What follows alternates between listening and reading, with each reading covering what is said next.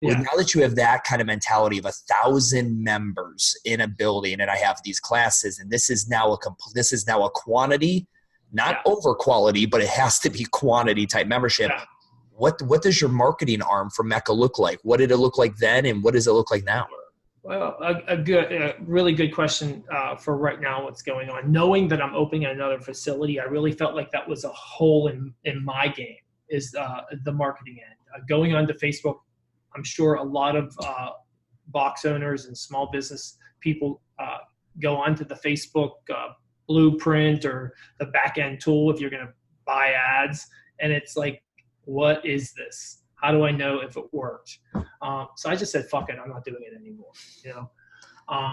But I did some research on a couple different marketing companies, and I'm going to give a shout out to my buddy Mike Arce, yeah. Arce at Loud Rumor, yep. Loud Rumor. And so I went out to their conference in GSDCON?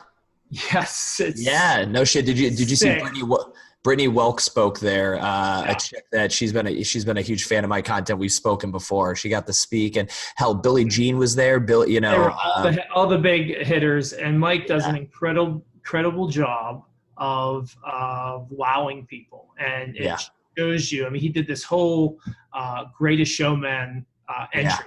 And you're like, what the hell is going on here? And it just proves that you need to go big. You need to believe in yourself. And even if you sound ridiculous sometimes, your imagination and what your vision is never small. You have to show people what you're doing. So I started working with Loud Rumor simply because I want to learn how to do this. We're going into opening a second location, and it's a lot different than what we did in this first location, because really I feel like we aren't even where I want to be on the first location, but it's taken me 6 years to get here. When we open a second location, we have a brand. People know what we are. I can't start in one room and move from room to room. I have to open the whole thing, right?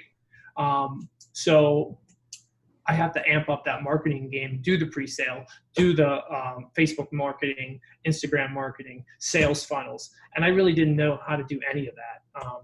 So working with Mike and his team, this guy specifically, Ricky, they waved their wand. And about 3 weeks ago, I started with them. And I think in, about 10 days, I had 120 leads of people saying they wanted to come in. And I actually had to hire someone to take care of these leads, because someone says, hey, I want my free week at Mecca. And in the past, when I did anything like that, I would just say, here's your code. And they would go online, use their code, come to class, and I'd never follow up with them. I would just hope that they would join.